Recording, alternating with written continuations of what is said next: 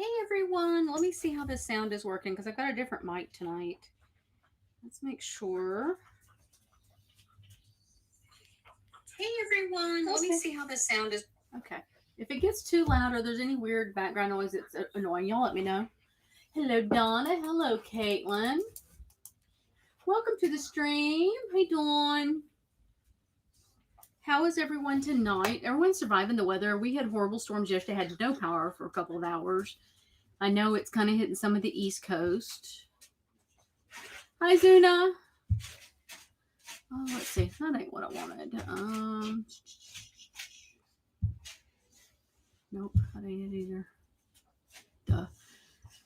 And I am scatterbrained tonight, and I don't know why. It's very frustrating. I am going to pin the link.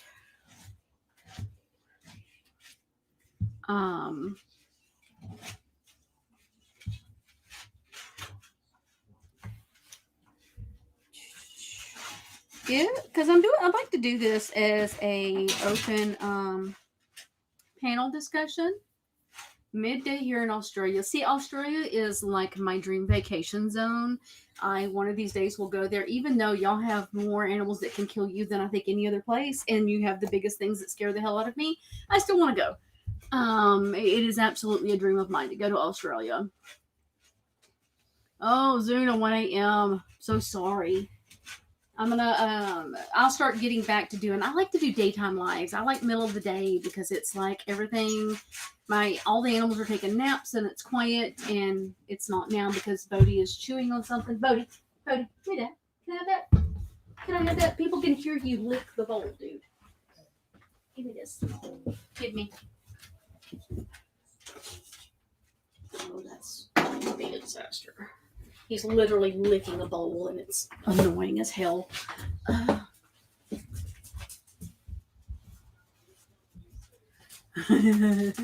She will look after me. Oh, Hawaii would be nice, but Hawaii is such a tourist thing and expensive, frankly, that I don't know. I think it would be neat to go, but it's so beautiful. But Australia is fascinating to me. It's so fascinating. And I think for y'all right now, it's summer, isn't it, Donna? Like it's winter here, so it's summer there, I think. We're opposite. So yeah, what am I talking about? We're in Texas. We have winter and summer all in one day. Like we had these horrible thunderstorms with tornadoes yesterday, and it was like mid 60s, so it was warm. And then today it's high of 53 and sunny, but it's cold as hell. Like I don't know why it seems so cold at 53. And then Tuesday will be like 19. So, Bodie, quit. Probably shouldn't clap into the microphone.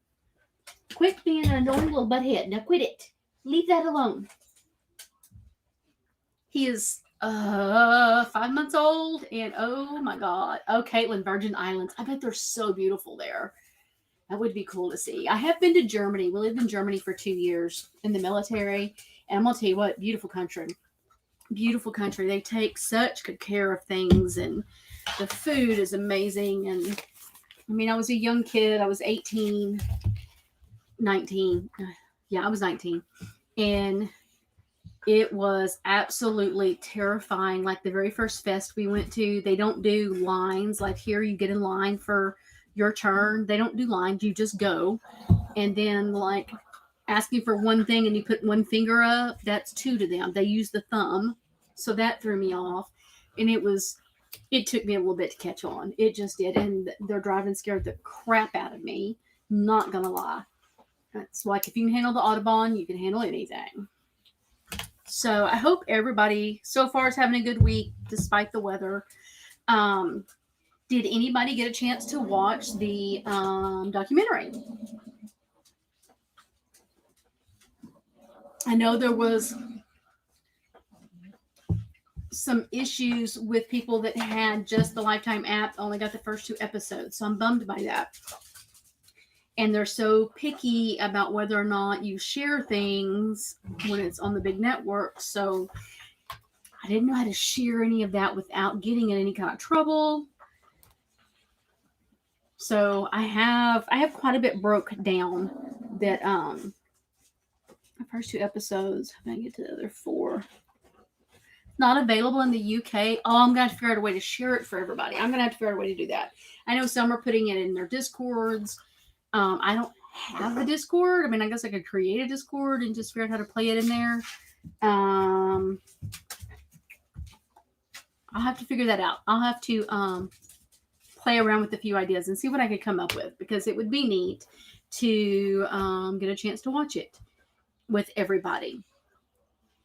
Because there's things that I call that you might not catch, and there's things you're going to catch I'm not going to catch. So I'm going to try to break it down the best I can. And if anybody wants to come up panel, has questions, feel free to come up. I thought I had a few big creators that were going to come over with me today, but I think they forgot about me. I think it was easier for them last night with it being Monday. And I know some of them have storms hitting, so it could be it too. So episode 1. Oh no, not Discord. Been there and rant. Yeah, Discord scares the hell out of me. I'm not going to lie. I saw some of it, but everywhere I tried, it was unavailable. Okay. All right. So I need to figure out how to play it so you guys that aren't able to get it can see it. And maybe if I can just get clips and play those. I'll have to figure that out. It'll take me a couple days. I will figure it out. I think next week we are planning a live discussing some things with the creators that I talked about the other night. There are several women that want to come up and speak their truth. And so next week I will definitely have the drama live, unfortunately, with this case. And I told down the rabbit hole today, I told her this afternoon, because she said the drama in this case is insane. Yes, it is. It was 5 years ago. It was in 2015. It was through the 23 years that Gypsy went through this. There is more drama in this case than you can even imagine. And I've never seen anything like it in my life. It was so hard. I think that's why it's taken me so long to even want to talk about this case. Because of the drama, because of how much drama comes at you. Because people either want to be pro Gypsy or pro Nick. They don't want to be pro mental health, I guess you could say. They don't want to say he's mentally ill, but yes, he committed a crime. They don't want to say she's horribly traumatized and committed a crime, but deserved. Nobody wants to meet in the middle. And that's frustrating. For somebody like me, it's frustrating because I like to look at all the aspects and find my place in the middle of it. So I struggle there. I had no right to cause this case. Right. The stuff that I've even seen in the last few days with people, it's like, are you serious right now? Are you serious? So, like I've had a little bit of anxiety even going into this, because it makes me deal with people that cause me serious issues mentally, and emotionally. And so I have to work through that little process.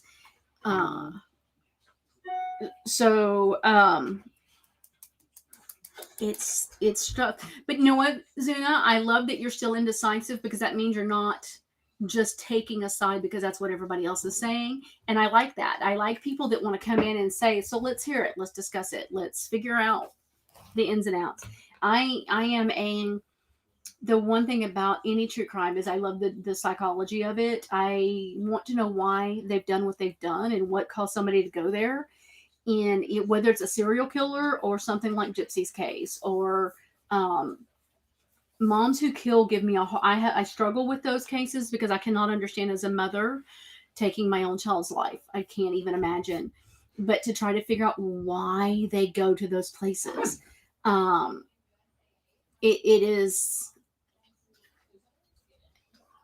Dawn, you're still indecisive on this case? How long have you been around? Are you serious?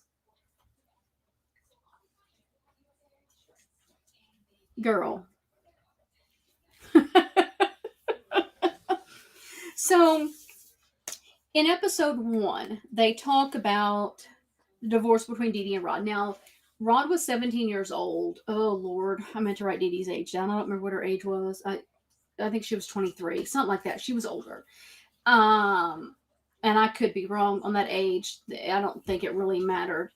And I don't know about other places, but here in the South, in our age group, Rod and I are right around the same age.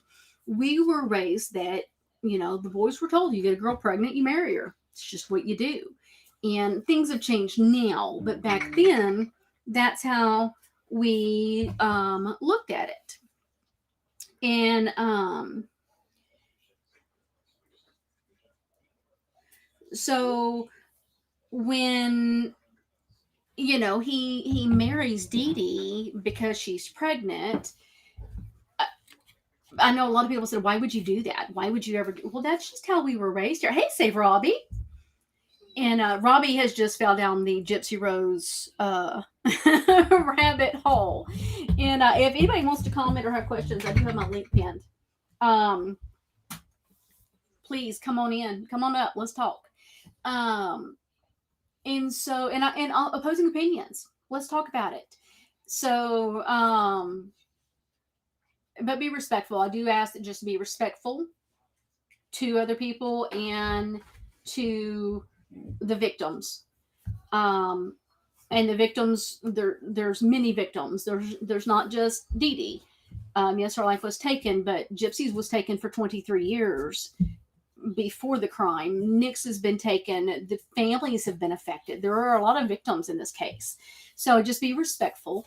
I can tell you, and I know some of y'all caught that the other night, I will not take people accusing the family of being con artists. So the mods that are in here, and I think I only have one right now because everybody's busy, those comments are to be deleted. I'm just not going to go there. I'm just not. I'm not going to do that. It's not fair. It's not right. So, and when they divorced, Deedee, Gypsy talks about Deedee telling her it was her fault. And if she'd have been a boy, Rod would have stayed. And it's that parent alienation that happens in a lot of divorces. It's your fault your daddy left me, and had you been a better kid, mom would have stayed, and all of those things that parents do when there's a divorce that happens that is so detrimental to our children. And Gypsy talks about that happening. And so in 2005, Dr. Rod Steele, and this pediatrician, and I like him. I like what he had to say, and I do like that he apologized on there to Gypsy for failing. I think he's the first doctor that's actually truly taken some kind of accountability publicly. The other one was just like, I wish her the best. But he never took any kind of accountability in his role and what went on for her. And that bothers me. But Dr. Rod Steele, he says that it would have felt different had he seen all the files in the first surgery before she was a year old on her eyes and all that. But had he seen the files when they got to Missouri, Deedee used the whole Hurricane Katrina. I cannot talk. I'm tongue tied already. Hurricane Katrina took all the files, and I don't know how true that is. In all honesty, because of most files now are on digital, so that would have been backed up. I don't remember what it was in 2005. Katrina was in 5. Like we had Hurricane Katrina evacuees here, and then we got hit with Rita a month later. So that time frame was a total disaster and clusterfuck for Southeast Texas and Louisiana. That 6 months probably none of us knew which side was up and down. So could there have been files lost? Maybe. I still don't think that's true. I think she said that, and I don't think people wanted to question her because they were displaced and the things were so bad in New Orleans with the hurricane. And, at that time, when Hurricane Katrina happened, they had kind of moved around. That was after her mother died, Deedee's mother. Would hospitals not have copies, or do you just have your own? No, the hospitals would have had copies. During Hurricane Katrina, a lot of doctors' offices and hospitals were underwater. there was it flooded. There were feet of water throughout the city, like it was chest deep, up over 6 foot deep in some areas. I mean, it devastated New Orleans. I ran to Texas in '06 because of Katrina, because it destroyed a lot of Florida also. Did it? I did. Oh yeah, it did, because it did New Orleans and went up through. It hit Mississippi and over. So on the medical files, all of that would have been, I'm pretty sure, would have been backed up on computers and digitally and been able to be pulled. So I'm guessing they just didn't want to question too much. And we do know that she changed Gypsy's birth date on, like, almost every doctor had a different birth date. And the name, she started adding an E on the name, making it Blanchard instead of Blanchard. And so, Bodie, quit. So I'm sorry, guys. He's being an annoying puppy. My mom is a nurse, and she said you have to call the other offices where the patients previously went to. You could actually get fired for not.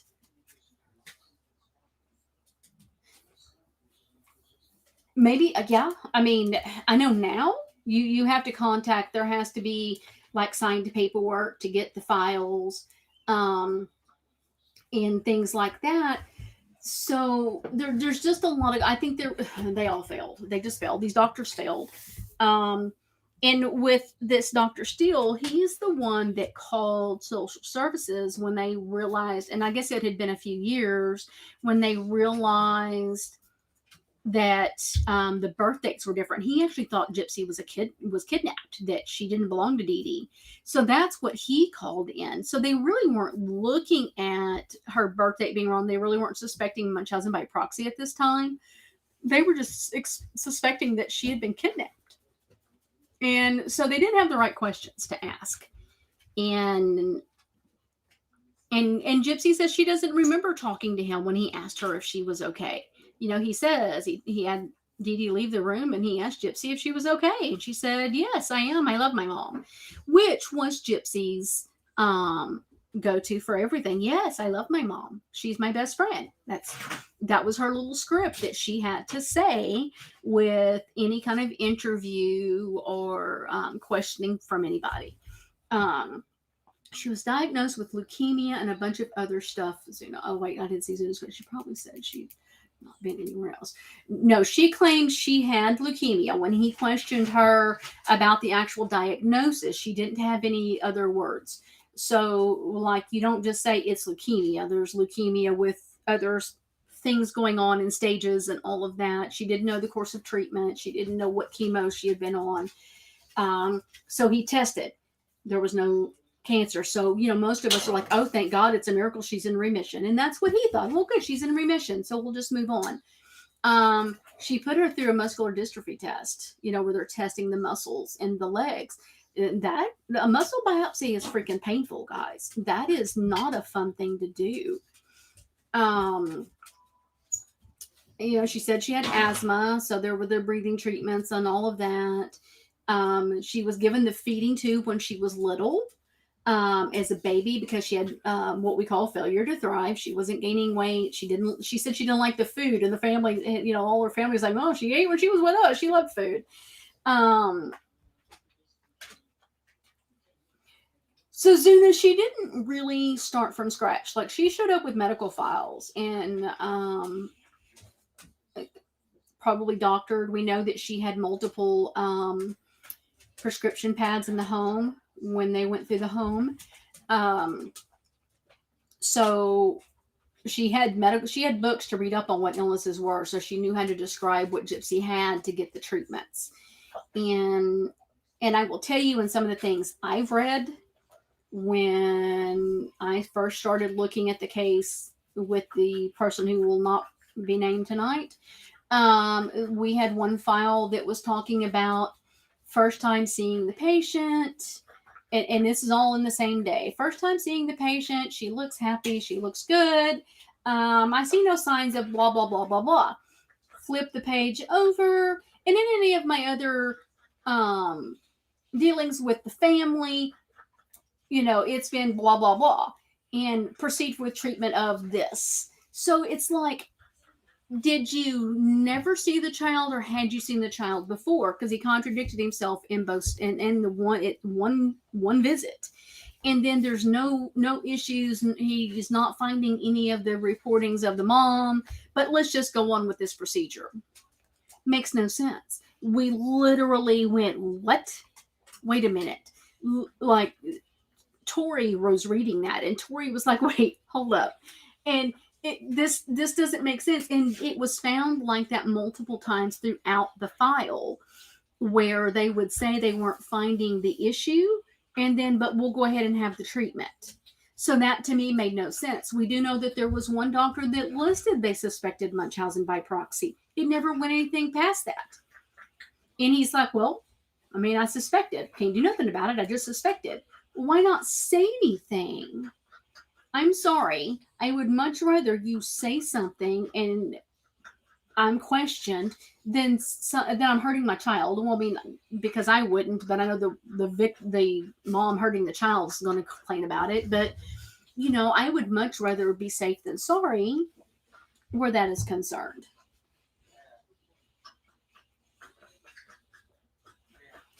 Sorry, I was thirsty. And so, and I think that had Dr. Steele stayed on and kept pursuing this, I think he probably would have figured it out. But of course, Deedee switched doctors. She would, if she did not like what a doctor said, she would go to another doctor. She would find a doctor until they started listening to her and kind of going along with what the direction she was wanting to go. And he says here, and this was something for me that was like, I had always kind of thought this, but I don't have a medical license. But he's talking about the surgery that Gypsy has before she's a year old on her eyes, because she had the lazy eye. So they have this surgery done because, if it's not treated, they can go blind. And he says that's usually when we find them picking up the Munchausen by proxy syndrome, or whatever you'd want to call it. There's so many, everybody's contradicting themselves now on what it is. But he says that encounter to correct an issue shows them that they get attention and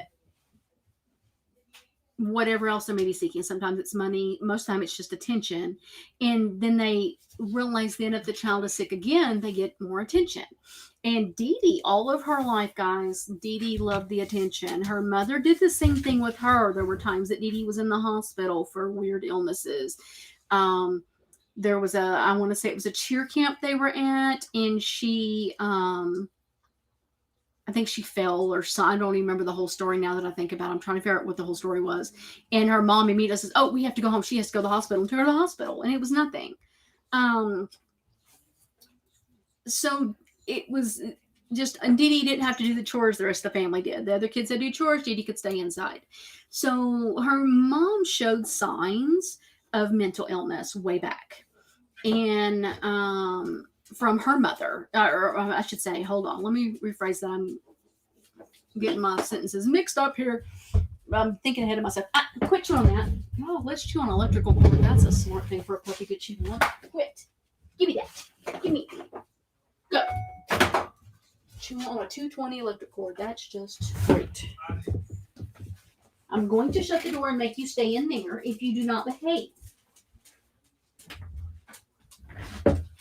Literally had the air conditioner cord. Deedee's mother started with her, and I wish we had more information and could dig back on what happened with Deedee's mother when she was a child. Did her mom do these kinds of things with them? So it makes you wonder. So we go forward, and Deedee's kind of going through all of this with her life. I'm trying not to jump ahead because there was something that was said.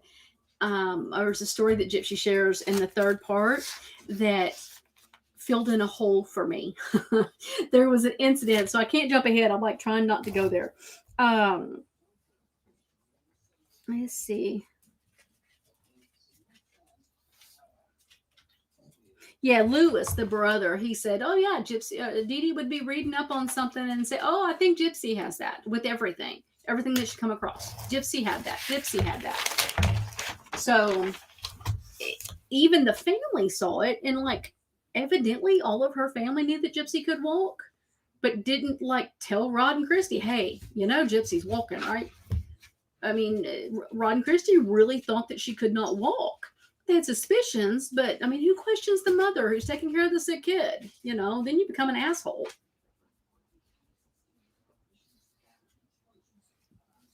And let's face it, Deedee was not easy. Deedee wasn't easy to deal with. I've said this before several times. People kind of give Rod a hard time about not being there and not staying on top of it and not being around more and not taking Gypsy like he should and all of these things. And when you deal with a woman like Deedee, who is a strong type A personality, is what I call them. They're very large and in charge kind of people, and they make your life miserable. So my dad did the same thing with my sisters, and he did the same thing with me. He chose the woman in his life because he thought our mothers were taking care of us. Now, my sister's mother was a horrible alcoholic. My mother dealt with alcoholism and mental illness, and not that they don't love us, but they're struggling. But they just kind of choose because they don't like the confrontation, they don't like the fighting, they don't like all of the other crap that goes on. So they just kind of take them at their word and they just kind of let it be. And people say, "Oh, there, well, you wouldn't pay child support." They paid a lot of money every month, guys. They paid They paid a lot of money every month. Rod himself says they paid $1,100, $1,200 a month every month. Sometimes more if they were taking trips. He says he would send her more money so she could get souvenirs or whatever she wanted. And so Rod did his job the best that he could. Now, his type of work, they're not home a lot. He's gone 28 days in 28 days. They're gone a lot. So he has to trust what mama is saying. Mama's saying baby's sick. Mama's saying baby can't walk. Mom, she can't walk when I see her, and she, all of this. And he was disturbed by being on the phone and her saying, don't tell her how old she is. She doesn't know how old she is. She thinks she's this. And all of that. Is chat froze up because it ain't moving, or y'all just being quiet? Y'all maybe just being quiet. I'm like, wait, chat's not moving. And so, and I'm gonna tell you what, I love this doctor that they have on here that's the Munchausen expert. We've seen others before, but they never really looked at the case. Hi, Norma Jean. Lurking and listening. Just me and Palm Springs. I love it. Now it's moving. It wasn't moving, so I was like, wait, did it freeze up? So her name is Beatrice Walker. I'm going to look her up and look more of her information. I didn't get to do today because I had physical therapy and life. My husband's getting ready to go out of town, so life kind of gets a little crazy. And she said the biggest changes are well, what did I write here? I don't know. I can't read it. I think it says maturity level. Need to learn how to keep my own writing. Hi, down the rabbit hole. I love how she breaks a lot of things down because she actually said things that I have been wondering all along and saying, wouldn't it be this or wouldn't it be that? Okay, Zuna, have a good night. Sorry, it is so late for you.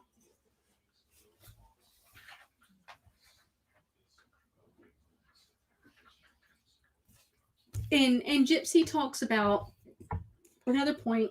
She talks about sorry, I'm trying to belch and not do it on the microphone. That if she didn't do something right, that her mom wouldn't love on her, that she would give the attention to the cat. And so, to me, what I was taking away every time Gypsy talked about that was that Deedee made love conditional. Like, I'll love you and give you attention and play with you if you do it my way, kind of thing. And she did that from a very early age. And for a child starting at a really early age, that's major developmental that starts happening that kind of causes you to go, ugh, okay, so if I don't, oh, here's one for me. Just burp. One of these days. It has happened. And it's like, oh, I'm sorry, that was rude. Oh, I've actually had the dog actually cut one, and people are like, was that just, it was the dog, like really loud. It was bad. My stepmother, who, Lord, I'm gonna tell y'all, she was evil. She was an evil woman. Evil, evil, evil is no tomorrow. And when my dad and her first got together, I was trying so hard to earn her love, and I wanted her to like me, and I wanted my daddy happy. And I was 14 years old, and 13, 14 years old, and I'm trying to think, has Ozzy ever farted? I know he makes little snort noises that always people think it's him passing gas, but and for her, things had to be done a certain way. Like, you didn't leave to go have breakfast until your bed was made. My God, I didn't fold the towels right one time, guys. Folded in the main bathroom, not even her bathroom. She did her own towels. She had very special towels in her bathroom that you weren't allowed to touch. She was one of those that had the fancy towels hanging up that if you used them to dry your hands when you washed, she would be like having a raging fit. Why they were there, I don't know, but that's how she did things. And I did laundry, folded towels, put them in the cabinet. And the thing was, I had never been taught to fold towels. I was a spoiled child. My mother did all the laundry. I didn't know how to do any of that. My mother did it. Not kidding. I was spoiled.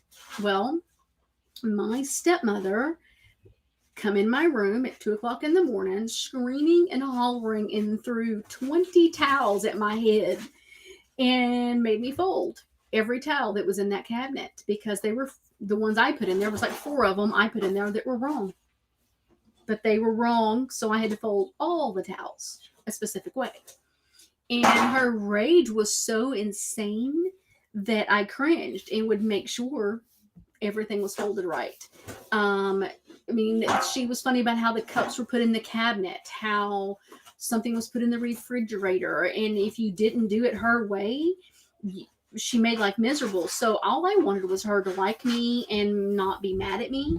So I did everything the way she wanted and walked on eggshells. This dog and this bowl. Can I have this? Yes. I'm not going to let you come in here when I do this if you can't behave, dude. And so Gypsy feeling that conditional love, I totally get. Absolutely, totally get. This was probably one of the most extreme cases of parent alienation I have ever heard about. Not even going to lie. She did everything. She made their life miserable. If they didn't do things her way, she was going back to court, and she was screaming and hollering, and it was just insane. So, Deedee was not a nice person. She just was not. And I know, I do think that I heard Gypsy say in one of her interviews that she doesn't like hearing that about her mom. I swear, this puppy. But in the end, Deedee was struggling, guys. She was struggling, but she wasn't a nice person. Christy says in the interview that they would call and say, what does Gypsy want for her birthday? And she would say, and Gypsy, I just, want love and want everybody to be happy. My sister would make me do the dishes at 3 a.m. because the dishes wasn't done good enough. And hell, that was my sister. My mom just cried and let her do that. No, to this day, I'm not even kidding, guy. The towel thing was so traumatic. My family knows to fold the towels a certain way. Like I would just say, if you're not gonna fold them, I just don't fold them. I'll get them. And so my kids to this day are like, oh no, there's only one way to fold a towel, because it just drove. I can't. It gives me anxiety. Um, but and then Deedee would come on, and Deedee would tell them, she wants Disney, and she wants the princess, and she wants this, and she wants that. And so she built this life, and this is very telling for the future. She builds this life around Disney, that everything is a fairy tale. And I believe, firmly believe, and always have, that is why in the end, when Gypsy and Nick made the decisions that they made, to them, life was going to be a fairy tale. They took $5,000 out of the safe, or Gypsy did, whatever, and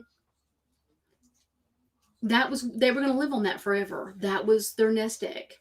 Now we all know $5,000 don't amount to shit anymore, and it sure as hell ain't gonna last. So Gypsy and Nick both just did not have a grip on that real life reality. And for Gypsy, it's because everything had been a fairy tale. All of her clothing was costumes, It and it's hard, Norma Jean, that we have those. It's just parents that are. I don't understand that. I mean, I just explained to my kids why I was like that, and so they were like, "Oh, okay," which they didn't like my stepmother either. So nobody liked her. I'm not even kidding. Her daughter, that was it. That's the only one that liked her. Um, so another thing, and I don't know, I should have known this. Maybe I forgot about it, but after Dee Dee's mother passed away, and right before Katrina happened, Dee Dee maxed out 2 credit cards in her mother's name, and her mother was gone. You just try to survive. I left home at 17, went hungry, and never went back. I was 15, Norma Jean. I left home at 15.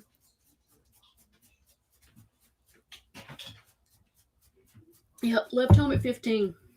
I spent 2 years in a horrible relationship. Lived in my car. Tried to live with my mother again, and I love my mother, but she's toxic. We just can't do in the same area for too long of a period. And which I had met my husband I had known him for years before that, but to him I was jailbait, and he wasn't going there. And later on we connected again, and that was it. They did, bitch. They lived in a fairy tale. They were very unrealistic in their expectations. But Nick lived his life on the computer, on gaming sites, and in these chat rooms, and the BDSM chat rooms, where he could be whoever he wanted to be behind the screen. We see it now on YouTube and on Facebook. You have people get on there, and they're acting one certain way, and that's not who they are in real life. We see that a lot. A lot of us have experienced that in the drama surrounding this story. I don't want to call it a case anymore. It's a story. The case is done. Other than Nick's appeals, the case is done. It's a story. It's Gypsy's story. And that's kind of how I'm going forward, trying to talk about it as Gypsy's story. Let's see.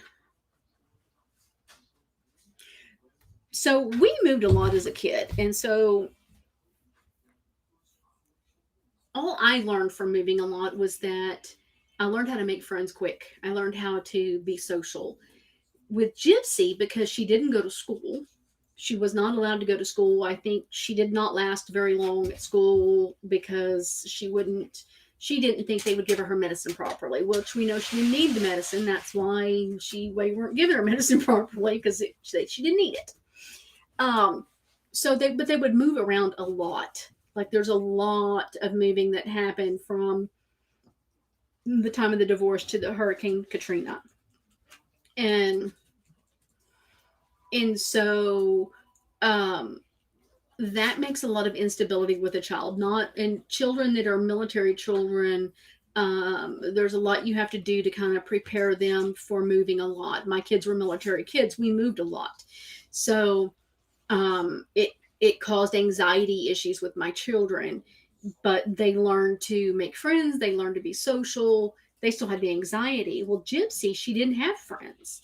She wasn't even around the family much because Deedee was isolating her. She wouldn't get to go stay with her dad and Christy because it was just not um, feasible, basically. She just wasn't going to allow it. So she was very isolated. Gypsy learned very early that the only person she had in life was her mother.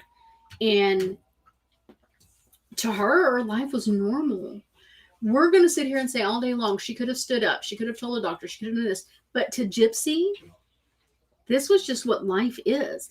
Life was like this for all kids, you know.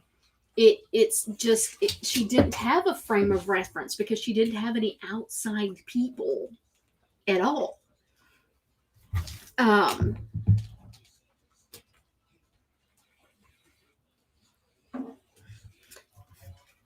well, and I wrote picnic table story, and I'm trying to remember what the picnic table story was.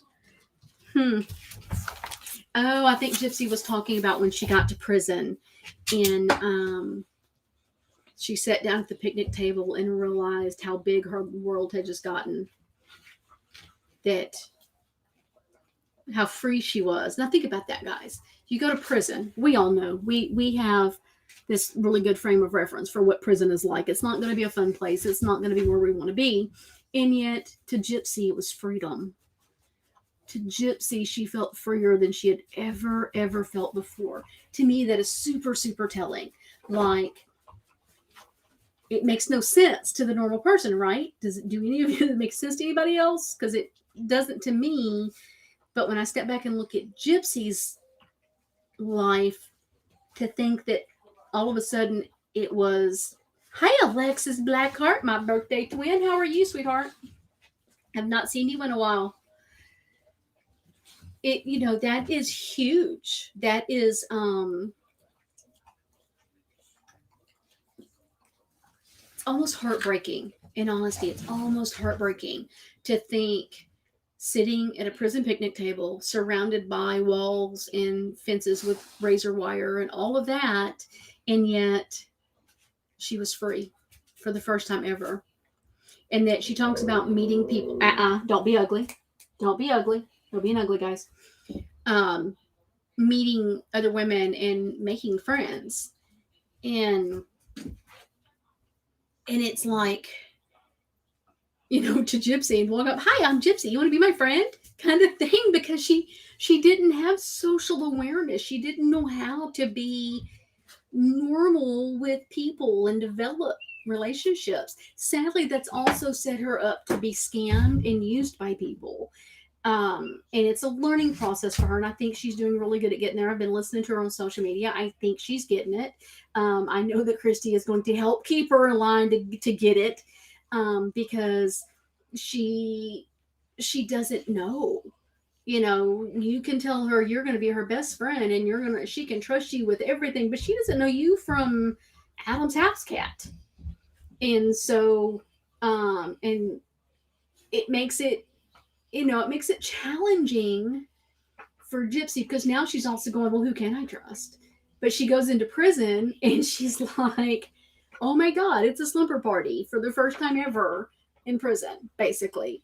And it was a learning curve for her. I remember those days. I remember the little things that would come up that people would kind of give her a hard time about. I'm like, guys, I mean, she has no worldly experience. She's in prison. So she's giving, God, what was one of the things we were told? And I don't even know if it's true, but we were told that she got in trouble because she was giving things off of her commissary to somebody else or something like that. And she didn't realize that was a bad thing. She was just being nice. And so she, she just doesn't understand that part of these people who have done this for careers.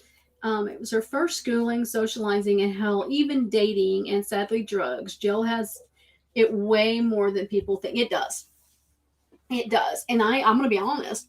her admitting her addiction issues. I'm proud of her. She had shared that with me herself, and I've just never shared that with people because it was nobody's business. That was hers to tell.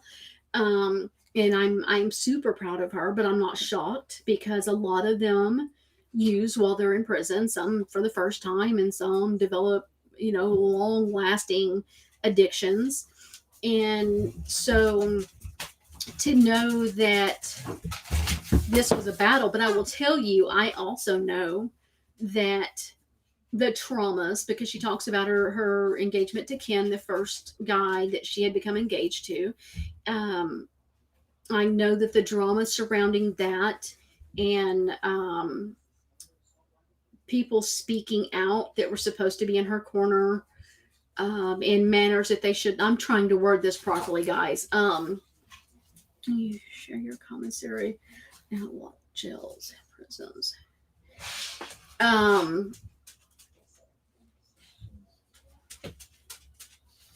Gypsy felt very.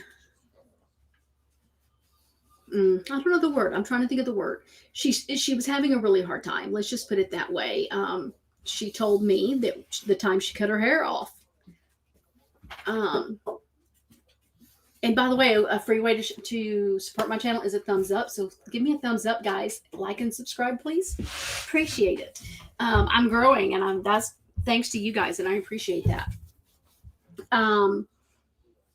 She cut all her hair off because she was mad, and her anxiety was getting the best of her. And my ex-business partner had pushed her, and in pushing her, the things that she said to her, the things that she was saying publicly about her, about Christy. And that was around the time that she started dabbling in other things. And it was the stress, and it's hard to explain to those of y'all that were not, hey, Raina, not in here. No playing with your puppy in here. Go in there. To those that were not a part of the Gypsy Rose Facebook groups. Oh Lord, this dog. Hey, hold on a second.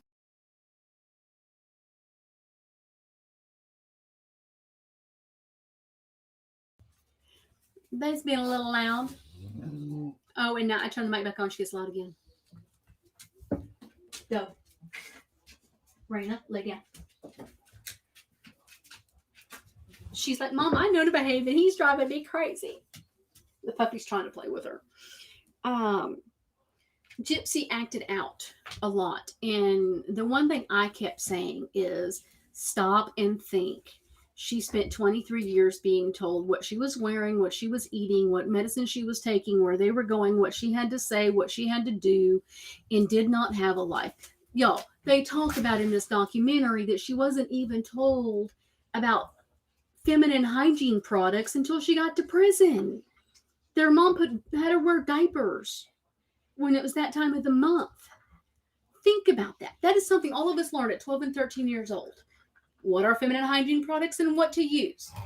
And her mother would not let her use them.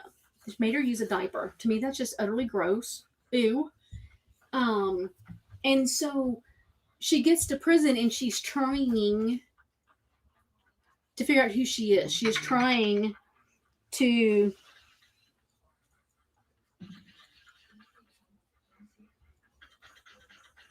oh, okay.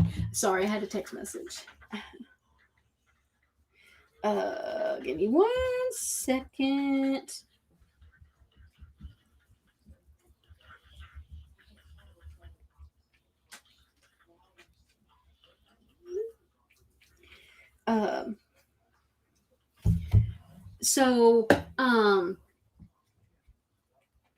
Oh yeah, just awful.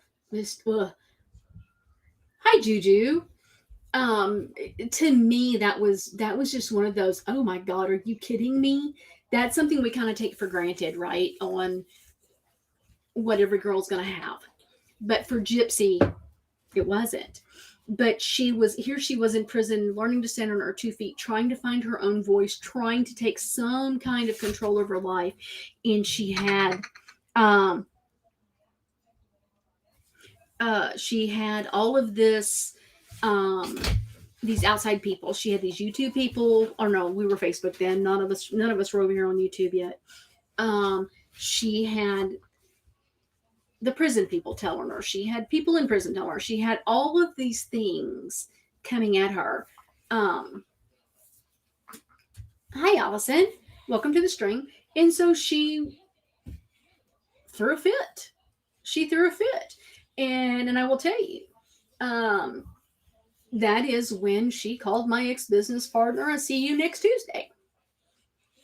It was deserved. Not gonna lie. And she did tell her then that she would, ruin her company, that she didn't want her to have any part of her life, and she wanted her to go away, wanted her to leave her alone, and they couldn't do it. Fancy just couldn't, when I said the name, just couldn't do it. Just could not do it. And she lost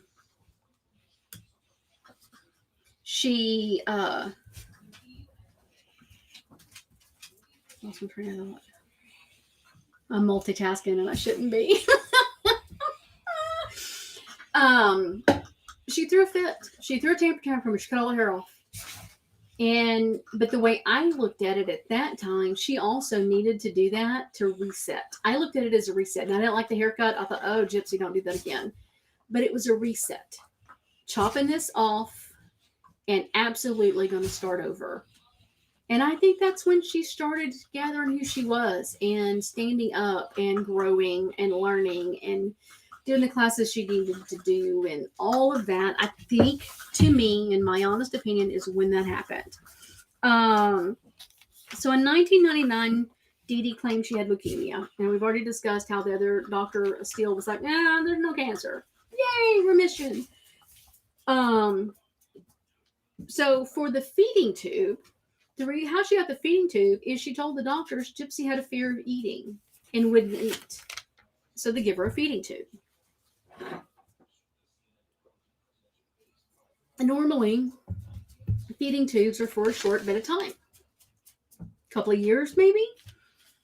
She's had it for 20 years, right? Something like that. That's a long time. It's a long time of Deedee controlling what food goes in. It's a long time of Deedee controlling what medications were injected. A long time of doing whatever you want in that feeding tube. In 2000, Deedee had a car accident. And some of these dates are kind of jumping around because that's how it went on the documentary. So I just kind of went through and jotted down what stuck out. But in that car accident, Deedee, her leg was really badly broken, the ankle, I think it was. And so Gypsy went to stay at her grandfather's and her grandmother's. And he says, well, she ate when she was here. She'd eat French fries and whatever we made. She ate. She didn't have a problem eating. So that should have been a clue to those. And maybe nobody thought to question it, I guess. Hi,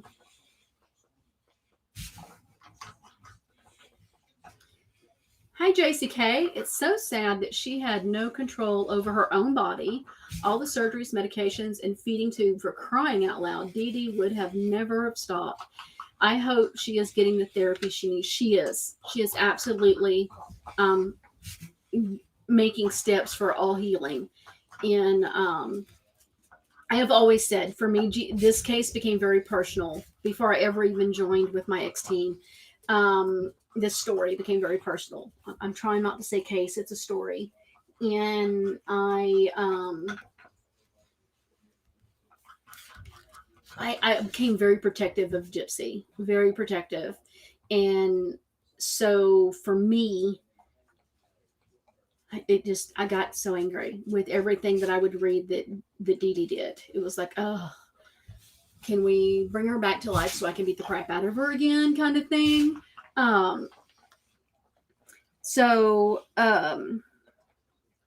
This is when, and now, I need a trigger warning. Hold on. Let's see. Can I do this here? No, let's do it here. Right here. Here we go. Trigger warning. do.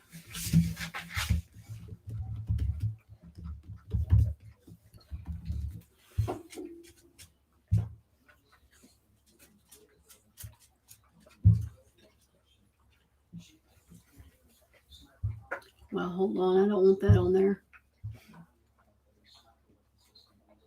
Let me fix this.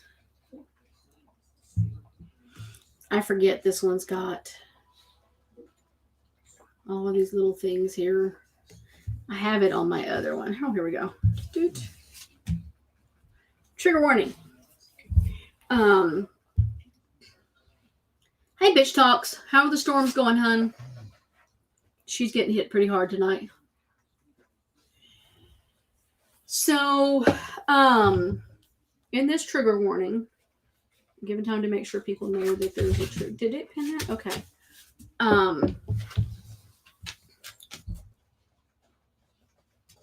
Gypsy alleges that, and I have to say alleges. Here's the thing: I usually always believe the victim,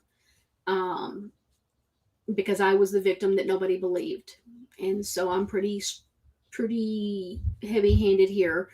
Gypsy claims that she was SA'd by her grandfather, or molested, or whatever you want to say. No, we don't know the depths. We do not know if there was penetration. We do not know what the depths are of this. However, an allegation like this can't be ignored. So Claude would take her supposedly into the closets or the other rooms, and he would do things with her. And I read in one of the groups, if he SA'd her, if he molested her, how was she a virgin? You can be molested and still be a virgin, people. Newsflash. So that's one of those things that pisses me off. I don't question. The only time I ever question it is when it's with the political people and their athletes after they've been super, super famous and start getting super, super famous again, or it grows more, and then we come out 6-10 years later and 20 years later and they SA'd me. Then I have an issue. Well, Norma Jean, you know why I believe it? Not even that just because Gypsy was a child and she says it happened. Now, supposedly, we were told that she said her mother told her that happened. She'd have memories. And now somebody is claiming that what Gypsy is saying now is a lie because of that. Not true. You can have your mother tell you were molested, and you not have memories. And then as you're working through your trauma, as you start working through trauma, memories come out. Yeah, Jace K, he was super sketchy. But I've never had a good feeling about him. Never. I mean, he's the one that said, let's just flush the ashes down the toilet. I mean, come on. And so when the producer says Gypsy claims that there could have been some abuse, she never said sexual abuse. She never said molestation. She said abuse. And he's like, nah. That's the first I've heard of, and I wrote this down because I thought, that's the first I've heard of it. We were always playing together. It's not true. Then he comes back with, oh, she used to come and try to touch me when she was 4, and I would tell her we don't do that. And I'm trying to do it in my Cajun accent, and it doesn't work real well. Maybe it does. I don't know. Gypsy, they didn't say sexual abuse, but he said sexual abuse. He didn't question. I didn't spank her. I didn't hit on her. He didn't say anything like that. I never touched her. That was a huge slip of the tongue on his part. And I don't know. It hit me wrong. It hit me sideways. And I'm sorry. A 4-year-old. I've never seen a 4-year-old try to touch somebody's private parts. For one thing, how is she seeing your private parts? You should have clothes on. What is she putting her hand there as she goes to get up or whatever? I mean, come on. I I didn't believe his story for all the tea in China. Just did not. Did not. Um, and like I said, there are claims that Deedee started the rumor. Now Gypsy is having those memories. I know from firsthand experience that when you start working through trauma, memories come forth, and you have to work through those memories to make sure they're legit too. I will say that, but I believe her story mainly because I do, but also because I feel like he confirmed it. I mean, don't y'all? Don't y'all? I mean, y'all are. That's what I'm seeing. What y'all are saying. With what his response was like. Wait. They didn't say anything about sexual abuse. They said abuse. Abuse. Um. So they talk about in the documentary that Deedee was trying to poison her stepmother Laura with Roundup. That she would put it in her food when Claude would leave, and that Gypsy told him that. She was like, "Oh, that's that stuff Mama puts in Grandma Laura's food when you're gone." And so, now these are allegations. We don't know, and Deedee's not here to ask her. She's not here to question. They never, they never did any kind of examination on Laura. Laura did die, and they feel like the family believes that the Roundup had something to do. The family close to them, like Claude, and I think that's what Lewis was saying.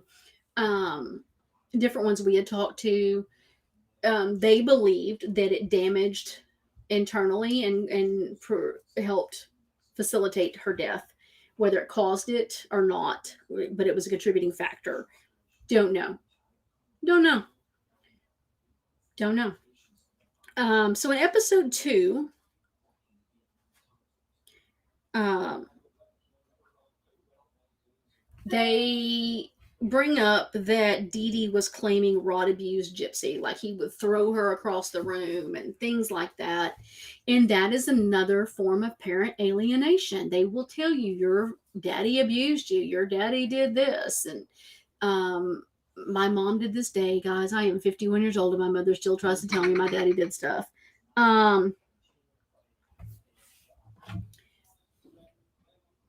So it's part of parent alienation. um Deedee, and then they did say in episode 2, Deedee did have a heart murmur, and that kind of facilitated the whole sick kid thing with her. um the other thing I thought was weird, they talk about the bathing together and sleeping together. Gypsy didn't sleep in her own bed. She slept with her mother, took baths with her mother, took baths with Claude and her mother at the same time. That's weird. That is like it's one of those things where they don't even understand that what they're doing is not okay, kind of thing. Um so I talked about this. So after Katrina, they were in a shelter for a month and a half, where Deedee started talking to a lady, and there's even pictures of them bathing Gypsy in a big old kitchen industrial sink thing, which are creepy as hell. The pictures are. This I don't remember what she was, a nurse or somebody, but she works with Mercy Hospital, and they get Gypsy and Deedee to Missouri to Mercy Hospital, and they stay in the living quarters, like apartment things that they have there, until they can get them a home. Then Mercy Hospital and all them work really hard to get them the Habitat for Humanity home. Um, the age changes there too. She becomes younger because in Louisiana she couldn't do the age being younger because everybody knew them. Like, it's small knit community. They all knew each other. Um Let me respond to this. Sorry, guys.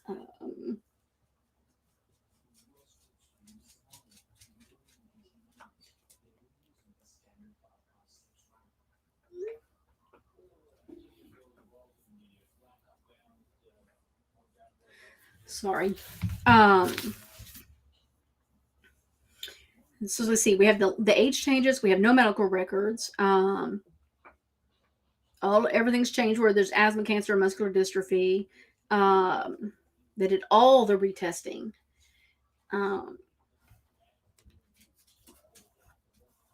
Dr. Flesterstein. Now, my thing with Dr. Flesterstein, if I'm not mistaken, I've got to double check, and I'll double check and make sure I'll let y'all know on the next one. He was also a doctor in Louisiana. And he is the one that says he suspected Munchausen, but never reported it because he couldn't confirm it. But he never reported anything. He hopes she's okay. That's what he says. He hopes she's okay. Like, asshole. Super big asshole. Just makes me so angry.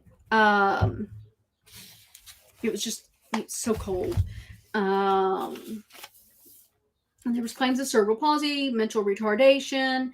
She would use Oragel in her mouth and coat her gums in that so that she would drool when they would go into these appointments, and that's how they got the salivary glands removed. When you remove the salivary glands, that causes the teeth to start to fall out and rot, and it causes like a paralyzation in the lips and mouth, and that's why to me, I started watching Gypsy the other day differently when I read this.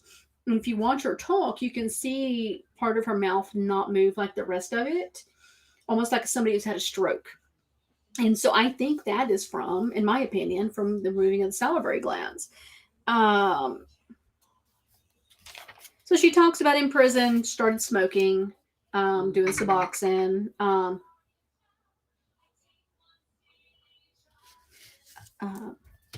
And that was, by the way, Christy's texting me, and I'll be calling her when I get off of here. She wants to talk.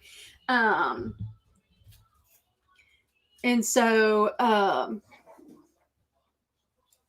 we're working on a few things. I'm hoping to have them on soon, guys.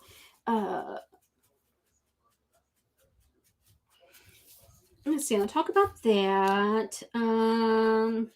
So before they did interviews, before they would do any of these press conferences, seizure meds can cause tooth decay too. True. And she was giving her those. And so like when they would go do the Leukemia Foundation thing, all the different ones we see her on the news, or before they talk to CPS or doctors or whatever, Gypsy was coached big time on what to say, what not to say, what her responses were. And Deedee never let go of her hand. And if she strayed off from what she was supposed to say, Deedee would squeeze her hand. And that's when she knew she was fixing to be in trouble.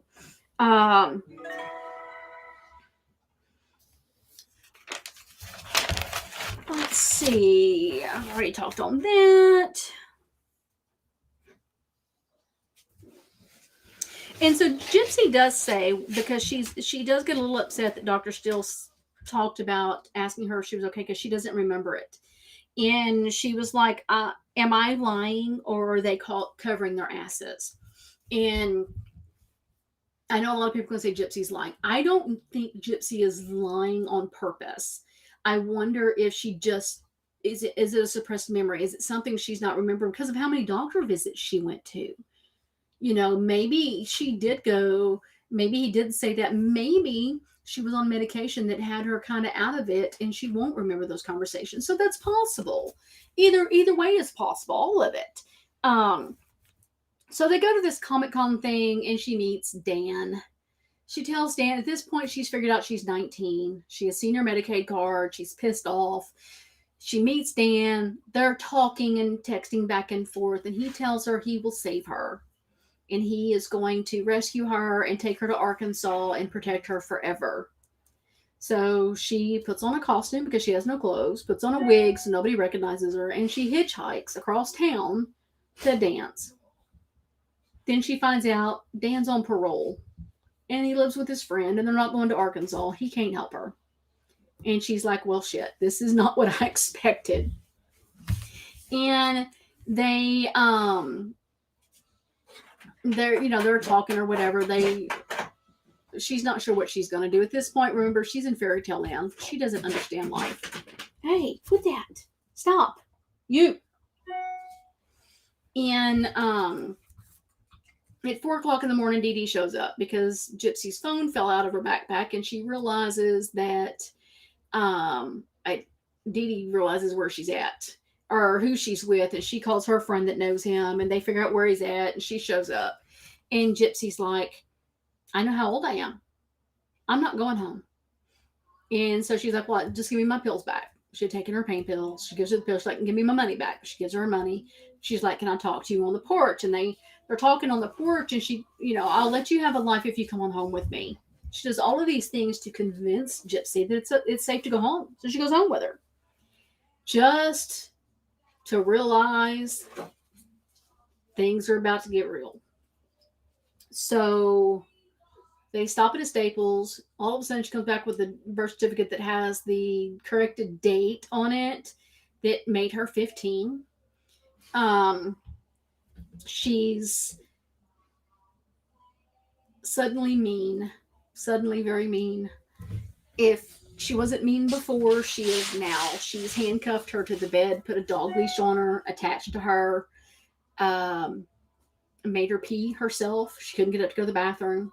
She did everything in I guess, a little pan or whatever, and would beat her. Uh,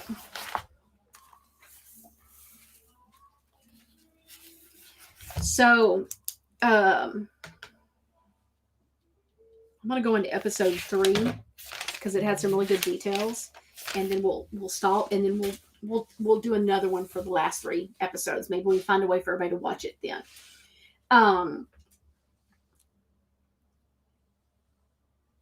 So she now has 2 weeks where she has been chained to the bed, beaten. She wouldn't let her eat other than what she would put in her tube. She would eat in front of her and taunt her, torment her, all of these things. And she would tell her, "You are never, ever going to be happy. You're never, ever going to find love."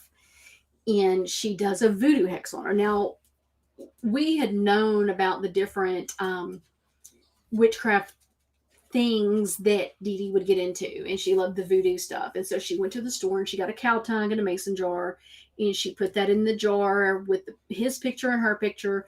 And this is gross, y'all.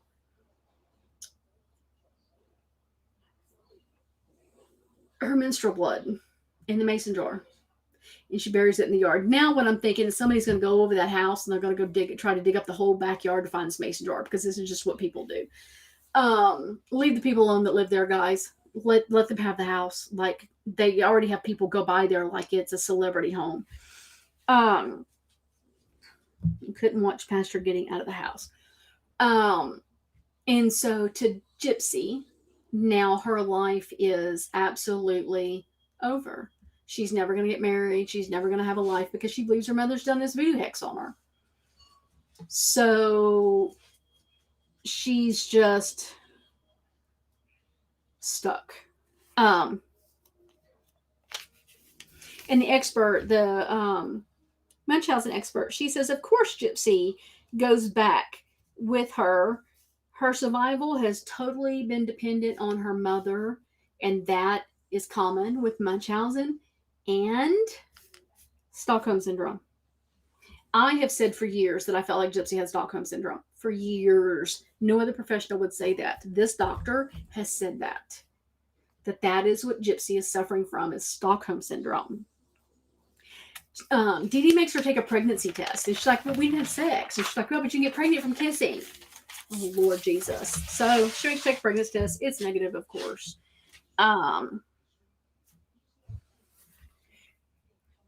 So at this time, they're interviewing the lady that was over the IMAX theater and another family friend, and they're like, "Had Gypsy come to us and said she could walk and her mom was mistreating her, we don't think we would have believed her. Because they thought she was mentally challenged. They'd been told she was mentally retarded, that she oh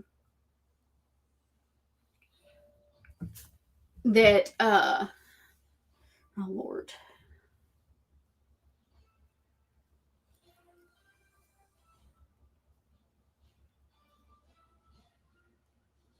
Hold on, guys. So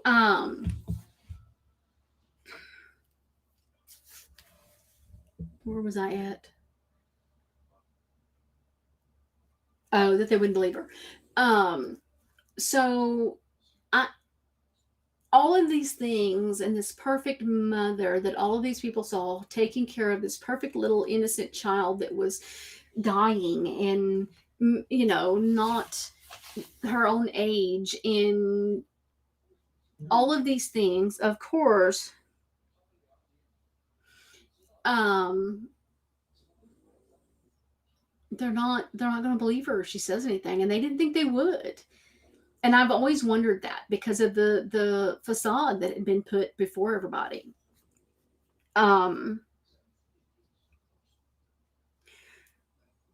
so this psychiatrist that is now seeing Gypsy and talking to her, John Matthew Fabian, he says he believes that Deedee was a psychopath, and I kind of agree with that. So this story here I'm fixing to get into. Um, Let me tell you the story we had been told that we had found. We had found in all the records there was a police report of them being robbed at Walmart by gunpoint. But we never could find anything out. Like there was no insurance claims, there was no hospital claims, there was nothing other than this police report. So we were like, hard to watch this doc. I found it uploaded on YouTube somewhere. Oh, okay. Check it out, guys. Maybe y'all that can't see it can find it on YouTube. Um, so we had this story and we couldn't figure it out. Uh,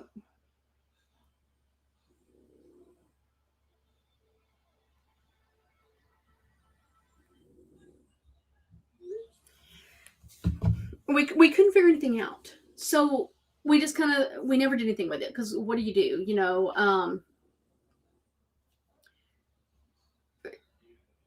It made no sense. We actually thought maybe there was some kind of insurance scam going, but then we couldn't find any money trails for it and all of that. So Gypsy had packed another bag and hid it under the couch, and her mom found it.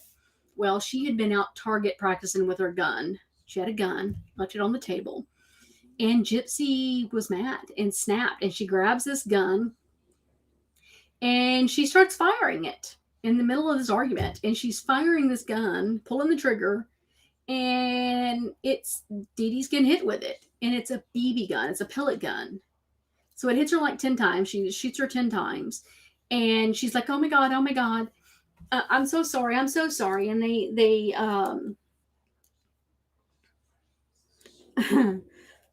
so they do their thing, and Gypsy feels really bad, and they're apologizing to each other, and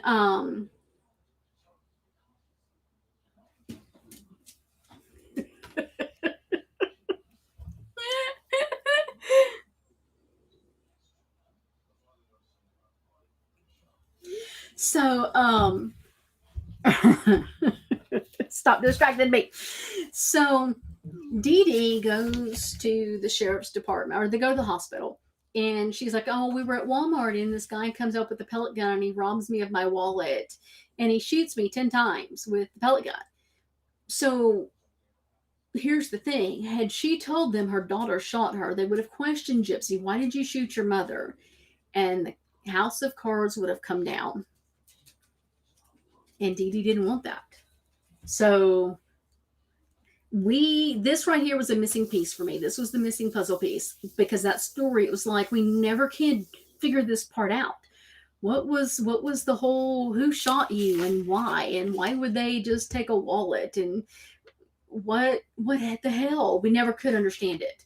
And then there was like, she never got a new license, she never got any new this or that, whatever.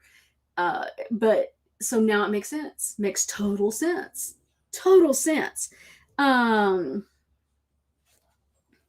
and she asked her mom, "Why won't you let me have a normal life? Why does life have to be like this?" And she just kept saying, "You need special care." And so she just took that at face value. Trauma victims disassociate to cope with reality. And severe trauma. That's why a lot of people that have massive trauma develop DID. And oh Lord, is this about me?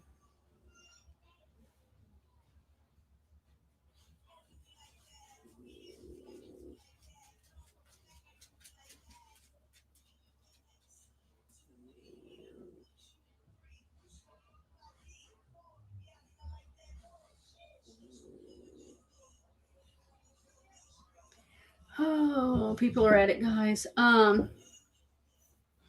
So at this time is when Gypsy just falls into the internet. She develops fake profiles that her mom doesn't know about. She is developing this little fairy tale world that doesn't, it exists, but it's not normal. It's not real life. To her, it was. It's all she knew. That's why her and Nick, to me, are so toxic and bad, because that's all he knew was an internet life, because he was so socially awkward. Um, so as she meets Nick and they develop their relationship, and when I cover this more, I'll share the text messages and how they met. One of Nick's exes reaches out to Gypsy, and she's like, "You need to stay away from him. He's dangerous. He's scary, bad. Please stay away." And Gypsy didn't listen to her. Gypsy didn't know. Um, they they have to go in for another procedure with some tubes in her neck, because her larynx, why her voice is so high, is something with her larynx. And so as they were having to put the tubes in, Gypsy asked if she was going to be sedated, because she hated the tubes. They freaked her out and made her panic. She total panic attacks, and it's part of the punishment, in my opinion. Part of the punishment. Deedee said, "No, you're an adult now. Remember, take it like a big girl," basically, and made her do that procedure without being sedated. Um, Something that she talks about here was Nick got really outraged if she didn't say specific phrases. Like it had to be, "I love and adore you, my Prince Charming, good night." And if she didn't say it properly, uh, he's finally, okay, he would get outraged. There are emails, and I'm going to share those emails, where he does that with other people. Things have to be said a certain way, and he talks down to you, and he is very manipulative in what he says to you if it's not said the way he wants to say, even to the point of how you spell his name or whether or not you use a capital letter. um let's see. So when they meet in the bathroom, when he comes to Missouri for the first time, and they go to the movies, and Dee Dee's not liking him because it makes no sense for this strange dude to be there with no girlfriend and no kids and whatever for a Cinderella movie. They sneak off to the bathroom to have sex. And she says that he could not get an erection, and that they didn't actually have sex, that she saw a penis for the first time, other than her grandfather's. She saw this one, and he made her touch it, and she was kind of grossed out. And then he said, "Okay, I took your virginity." Hi, sweet Mary. Um,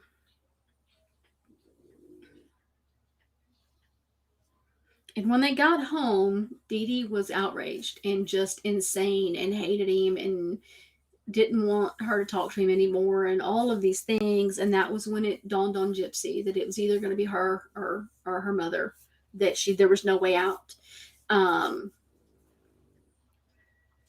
and I have said for years, and to this day, I will stand on this. I have always felt like in 2015, there was going to be a death in that family one way or the other, whether it was Gypsy or it was Dee Dee. I always suspected that Dee Dee was gearing towards taking Gypsy's life so that she could play the martyr and get all the sympathies and attention.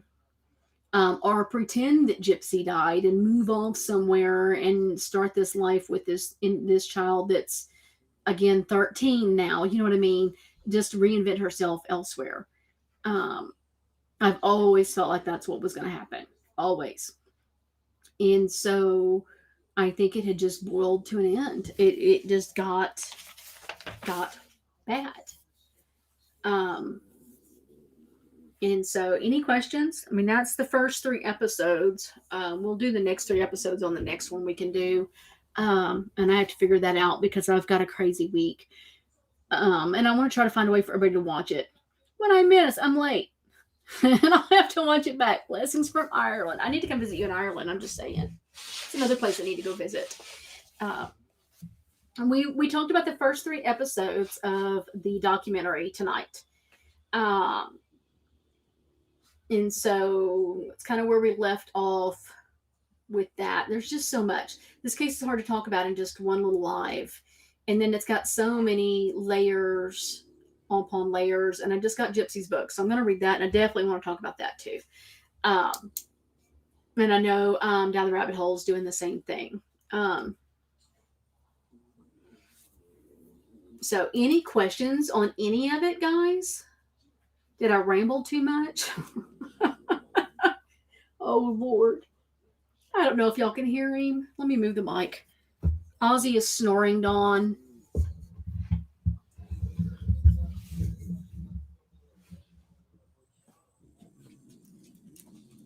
Can y'all hear that? Let's see. Hold on.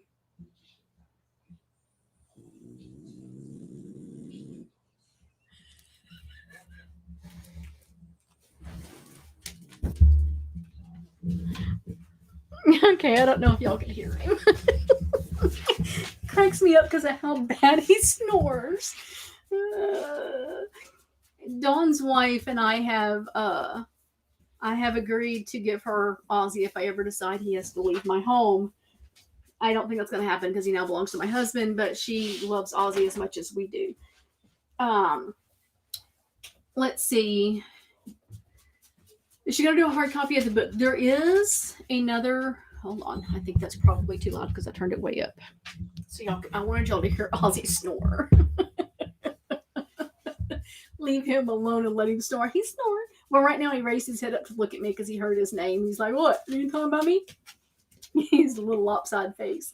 There is another book coming out. This almost, I guess, how it's being done is kind of like a novella of freedom, and she is working on a memoir that will be released this year, probably late in the year.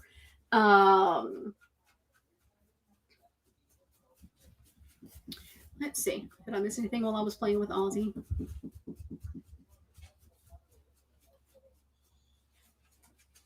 Yes, I will edit the description and put the book links in the chat or in the description.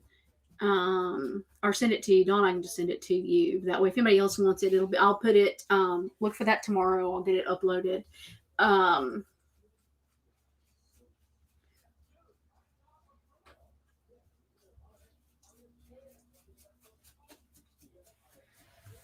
So, I know that I've watched a lot of her interviews.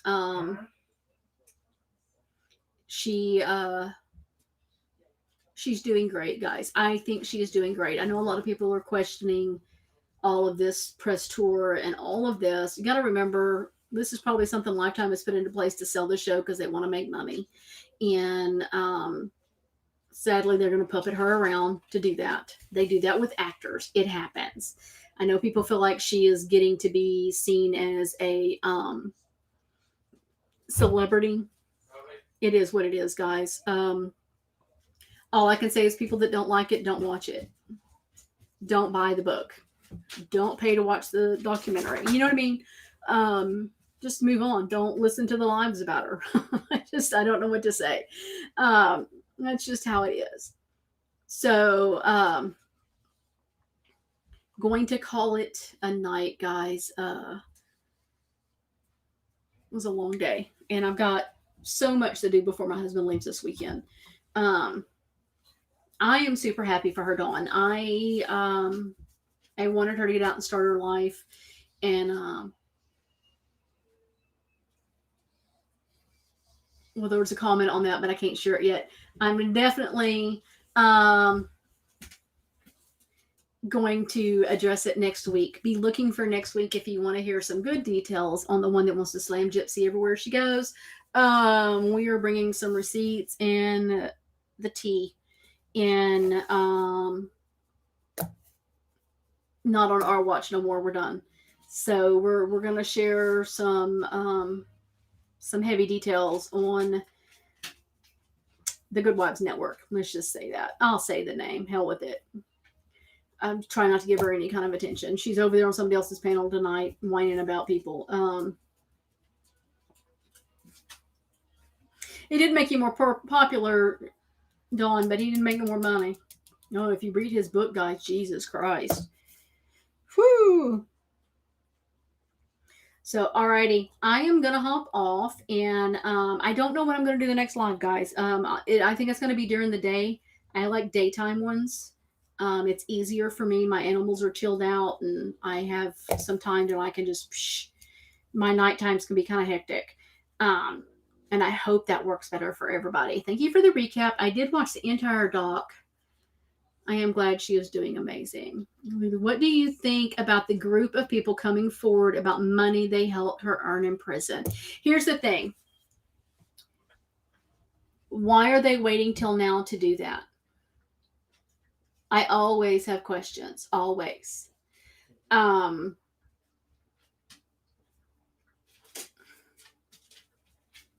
don't think it's all what they're saying it is, in all honesty. And here's the thing, if they were making money on Gypsy's name, she deserved that money.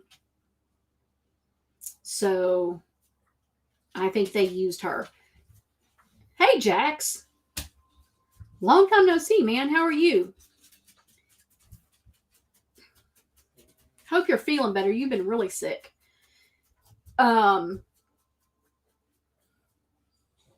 I always have suspicions when people come out after the fact, way after the fact, about money. Like if they were giving her money, they helped her earn money and they gave it to her when she was in prison, then why not say so then? Why wait till she gets out where you can fuck up her parole? And here's the thing, it's way after the parole. I don't think they're going to care, in all honesty. They knew about the situation then because they had been told, and I believe it was dealt with.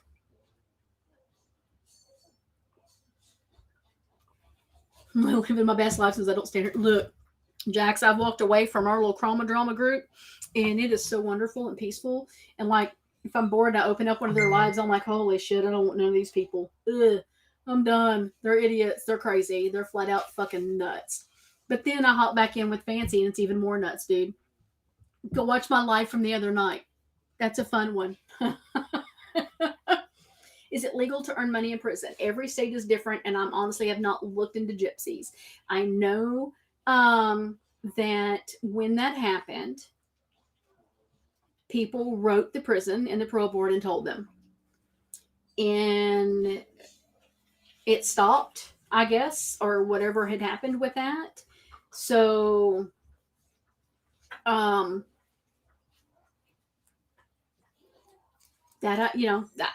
that's all I know on that, in all honesty.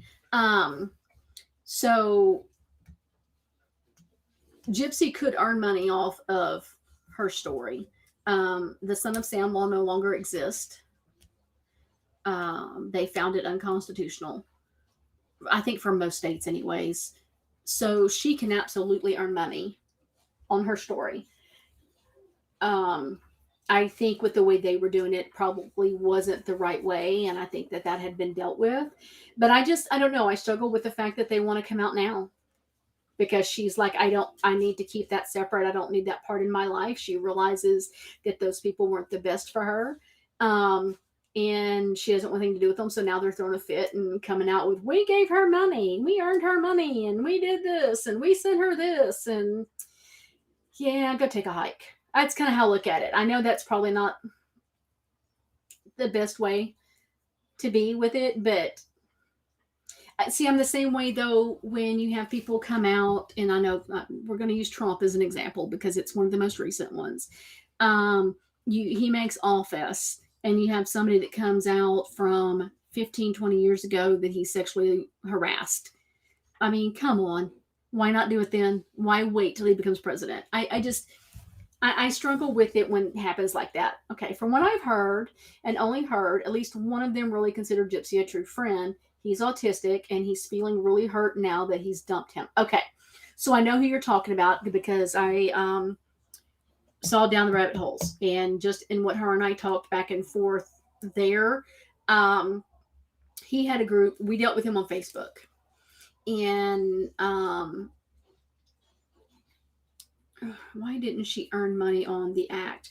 Because they started to ask her and then they quit talking to her, I think.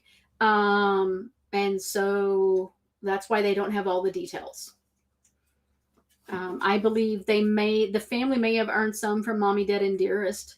I don't know the full details on that. I've never asked on that one. I know she didn't earn from the act. Um, and that was something to do with Michelle Dean, if I'm not mistaken, sadly. Um, so that guy, he would come into our groups on Facebook and be extremely overbearing about Gypsy. And when we would be sharing something that she had done that was obviously wrong, he would come in, that's not true, and that's not true. Everything was not true when you're looking at black and white that it was. And he finally made his own group about Gypsy, and he wrote her a lot in prison. I think, and I could be wrong. Let me turn it down right here because I turned this up a while ago for Ozzy, and it feel like it's way too loud. And I know it was quite a while ago. Oh, and there he goes snoring again. There is somebody that was stalking Gypsy when she got out, very inappropriately, and when she was getting ready to get out, and all of that. So,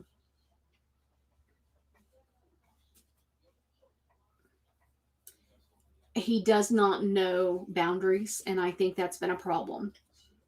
And I understand him being hurt because she doesn't want anything to do with him, but also at the same time, Gypsy needs to move on. And I don't think a lot of the people from prison and in that time are going to let her move on. And he needs to stop and understand she's newly married. She needs to have her husband in a relationship, um, and needs to put some distance between these people. This guy is not, he's never felt mentally stable. It was always concerning. I mean, we ended up blocking him from the groups because without being ugly, it was like, well, it's just blocking because, you know, uh, it's just not he's just not safe, and we don't, we don't want to deal with this. Um, oh, they were definitely stalking her back then. It was really bad. Like people showing up to the prison and calling the prison, can I talk to Gypsy Rose? I mean, who calls a prison and asks to speak to somebody? Like, seriously. But when she got out, the paparazzi was stalking her really bad, and there was one fan who was overly. I suspect it was him. I can ask if it was him. Christy will either answer me, or tell me she can't tell me. And that's because. And there are some things that they share with me that they don't want me sharing yet. There are some things that I will have permission to share when I can. And I'm respecting that with the family. I'll message you tomorrow. Okay, Jax, absolutely. So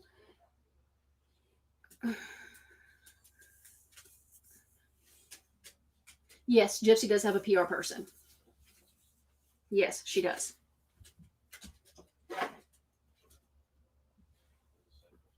And that is, I believe her name is Melissa, I believe. There's a Melissa and there's a Michelle. I think Melissa is the PR person. I could be wrong on the name.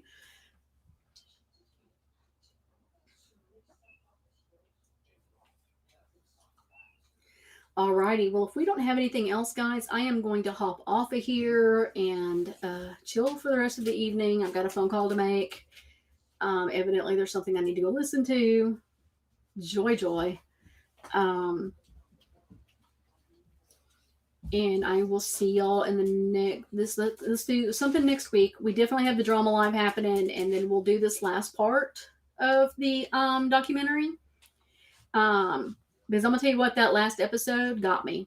I'm not gonna lie, guys. I cried my ass off. Cried my ass off on the last episode, and I'll explain why. When we talk about it. So let's look at doing that next week. I have to figure out what my physical therapy schedule is. Speaking of Christy, why on earth is she calling without a crystal ball a friend? Okay, so here's the thing with that.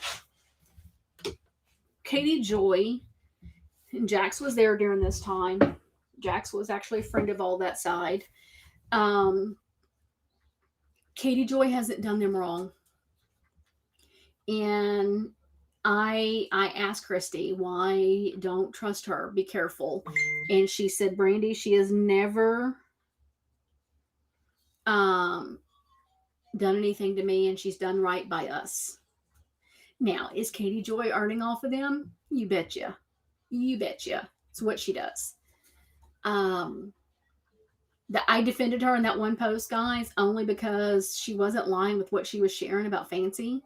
And that's something I'm going to share next week. Everybody's had an issue with Katie Joy over the things that she said about her son, and Fancy has said equally nasty things about her son and others. Yes, Christy gives everyone a chance until they mess around. And for her right now, I know people are like, her being friends with Katie Joy, that's enough for me. I don't want anything to do with her. And she is going to find out the hard, and I hope she doesn't. I hope this is the one time Katie Joy proves us all wrong, guys. I do. Sometimes you got to dance with the devil, to fight the devil you hate. And I kind of think that that's what's happening. She does. She does do that to everyone. I'm worried. I've kind of seen her change her story a little bit towards this case now. And so I think, and of course, she makes it about her, and just like somebody else I know. So I do think that it's not for the best reasons. She is good people, Jax. She is good people. I was really hard on Christy for a long time. It really was. And all I can tell you guys is, from what we know of Katie Joy, don't judge Christy by that. Because if it blows up and she does what we think she's going to do, Christy's going to need people.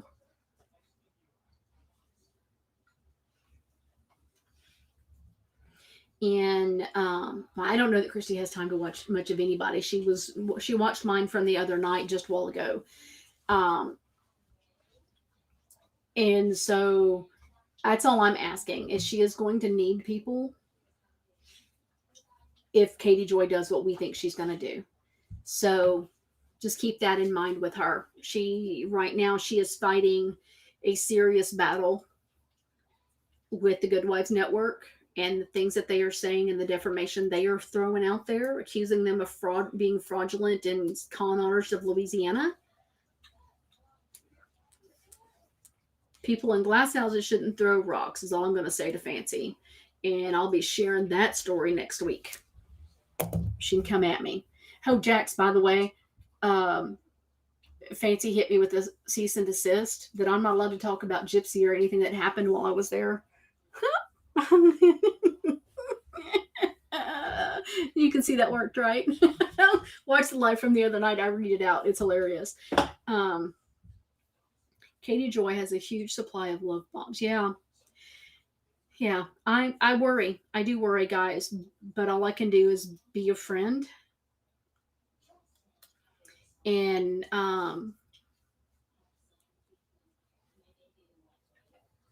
try. Look, Jax, Fancy is saying that Christy was behind all those pages.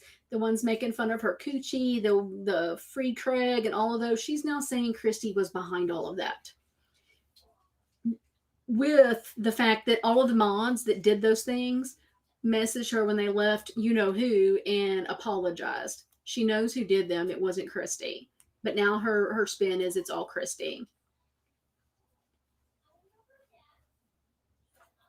I have warned her, but I've listened to her reasoning, and I will keep a watchful eye, is what I will do. And if I catch anything sideways, I will be letting Christy know. Absolutely letting Christy know. So, but alrighty, guys, I am going to hop off, and I don't even know what day it is. It's Tuesday. It's Tuesday. Yeah, everybody's getting the information together. We're gonna blow that out of the water. I even went over to Natasha's the other. Oh, I said the name. Damn it. The other night and encouraged her to fight the copyright strike and that what was going on. And you know how much that killed me.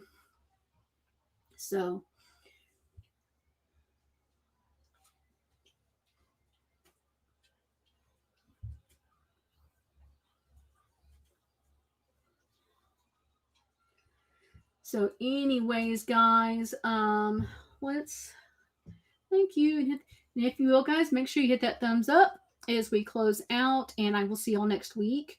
I will give a good notice, and hope to see y'all back. Hope to see y'all back. And thanks for coming. I enjoyed it, guys. Y'all all have a great night.